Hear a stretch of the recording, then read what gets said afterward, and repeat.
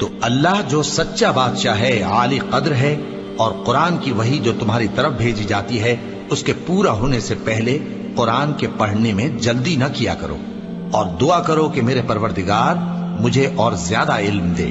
اور ہم نے پہلے آدم سے عہد لیا تھا مگر وہ اسے بھول گئے، اور ہم نے ان میں ارادے کی پختگی نہ پائی۔ اور جب ہم نے فرشتوں سے کہا کہ آدم کے آگے سجدہ کرو تو سب سجدے میں گر پڑے مگر ابلیس نے انکار کیا۔ اس پر ہم نے فرمایا کہ آدم، یہ تمہارا اور تمہاری بیوی کا دشمن ہے، تو یہ کہیں تم دونوں کو بہشت سے نہ نکلوا دے، پھر تم تکلیف میں پڑ جاؤ۔ یہاں تم کو یہ آسائش ہے کہ نہ بھوکے رہو نہ ننگے، اور یہ کہ نہ پیاسے رہو اور نہ دھوپ کھاؤ۔ پھر شیطان نے ان کے دل میں وسوسہ ڈالا اور کہا کہ آدم، بھلا میں تم کو ایسا درخت بتاؤں جو ہمیشہ کی زندگی کا باعث ہو اور ایسی بادشاہت کہ کبھی زائل نہ ہو؟ سو دونوں نے اس درخت کا پھل کھا لیا تو ان پر ان کی شرم گاہیں ظاہر ہو گئیں، اور وہ اپنے اوپر بہشت کے پتے چپکانے لگے۔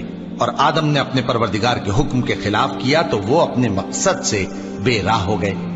پھر ان کے پروردگار نے ان کو نوازا تو ان پر مہربانی سے توجہ فرمائی اور سیدھی راہ بتائی۔ فرمایا کہ تم دونوں یہاں سے نیچے اتر جاؤ، تم میں بعض کے دشمن ہوں گے، پھر اگر میری طرف سے تمہارے پاس ہدایت آئے تو جو شخص میری ہدایت کی پیروی کرے گا وہ نہ گمراہ ہوگا اور نہ تکلیف میں پڑے گا، اور جو میری نصیحت سے منہ پھیرے گا اس کی زندگی تنگ ہو جائے گی، اور قیامت کو ہم اسے اندھا کر کے اٹھائیں گے۔ وہ کہے گا کہ میرے پروردگار، تو نے مجھے اندھا کر کے کیوں اٹھایا؟ میں تو دیکھتا بھالتا تھا۔ اللہ فرمائے گا کہ ایسا ہی چاہیے تھا، تیرے پاس ہماری آیتیں آئیں تو تو نے ان کو بھلا دیا، اسی طرح آج ہم تجھ کو بھلا دیں گے۔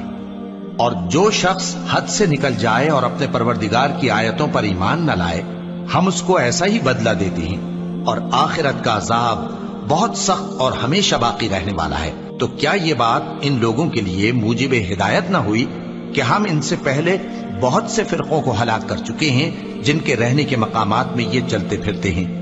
عقل والوں کے لیے اس میں بہت سی نشانیاں ہیں۔